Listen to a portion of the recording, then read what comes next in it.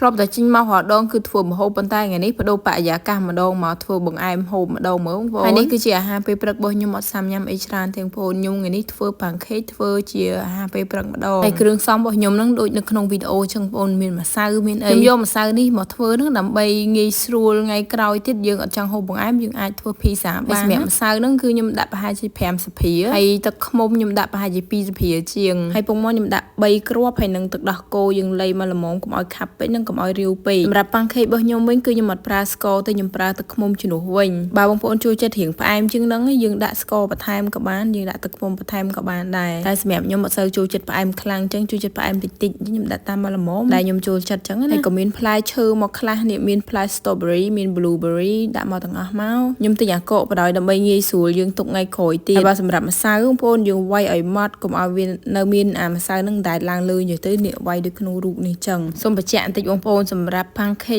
គឺគេដាក់ប៊ឺប៉ុន្តែខ្ញុំភ្លេចទិញប៊ឺអញ្ចឹងខ្ញុំដាក់ប្រេងអូលីវធម្មតាបើយើងដាក់ប៊ឺទៅប៉ាំងខេកហ្នឹងវាកាន់តែឈ្ងុយអញ្ចឹងណាប៉ុន្តែខ្ញុំភ្លេចទិញឲ្យឆឹងអញ្ចឹងក៏តាមហ្នឹងទៅវីដេអូនេះត្រូវប៉ាន់ជាមួយម៉ាក់ដែលមានកូនចៅទូចទូចហើយអត់ចង់ទិញចំណីឲ្យកូននៅក្រៅអីយើងអាចធ្វើប៉ាំងខេកនេះឲ្យកូនបានយើងដាក់តែផ្លែឈើពីលើអញ្ចឹងមកសម្រាប់កូនក្មេងបើសិនជាគាត់ឃើញប៉ាំងខេកអាតូចតូចគឺគាត់ចូលចិត្តណាស់ទៅបែប cute ហើយពេលយើងដាក់ផ្លែឈើពីលើទៀតអូយបន្ថែមសម្រស់កាន់តែ cute ជាងមុនថាអីតែកូនក្មេងចូលចិត្តអាតូចតូចស្មីតែខ្ញុំនេះធំអីនៅតែចូលចិត្តអាប៉ាំងខេកតូចតូចទៀតវាទូជាងខ្ជិលខ្ជូតស្រួលហូបអញ្ចឹងណាវាទូយើងដាក់តែមួយម៉ាត់នៅមាត់ហ្នឹងហើយឯងមិនចាំបាច់បាក់កាត់បាក់អីទេសម្រាប់ផ្លែឈើបងប្អូនយើងដាក់អីក៏បានដែរនេះដូចជា blueberry strawberry ឬមួយផ្លែចេកយើងក៏បានដែរពិសេសចេកអំពងហ្នឹងក៏ឆ្ងាញ់ម្យ៉ាងដែរប៉ុន្តែខ្ញុំធ្លាប់ហូបដាក់ចេកឯងអញ្ចឹងខ្ញុំចង់មកបដូររសជាតិដាក់ blueberry និង strawberry ម្ដងហើយសម្រាប់ pancake នេះយើងហូបជាមួយទឹកឃ្មុំក៏ត្រូវជាមួយណាត់តាឡាក៏ត្រូវដែរអញ្ចឹងខ្ញុំអត់បានទិញណាត់តាឡាមកទេដោយសារតែមានទឹកឃ្មុំនៅផ្ទះស្រាប់អញ្ចឹងណាលាយម្សៅតែកន្លះចានឯងប៉ុន្តែខ្ញុំចាក់ឡងរួយដែរបងប្អូននិយាយទៅចំណេញមែនតើសម្រាប់បងប្អូនមានកូនចៅនៅផ្ទះច្រើនអីយើងលាយតែមួយចាននេះយើងចាក់ឡងរួយដែរដូចខ្ញុំអញ្ចឹងមិនមែនតែកូនក្មេងហូបបានទេណាបងប្អូនមនុស្សយើងធំនឹងក៏ហូបបានដែរចង់យកទៅពិកនិចអីយើងស្រួលវិចខ្ចប់តាមខ្លួនពេលថតរូបឃើញស្អាតទៀតប៉ុន្តែខ្ញុំអត់បានយកទៅពិកនិចទេថ្ងៃនេះ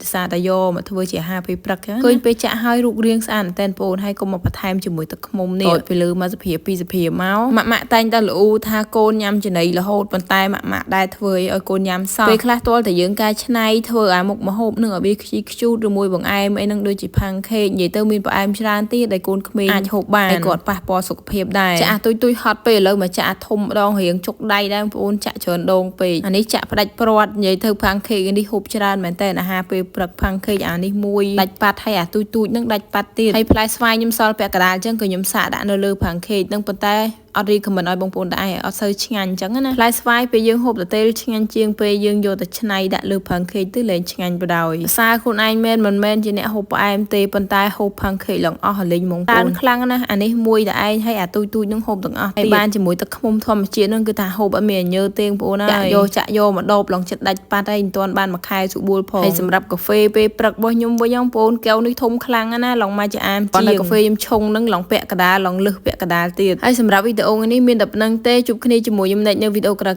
ៗទៀតបាយបាយសុខសប្បាយទាំងអស់គ្នា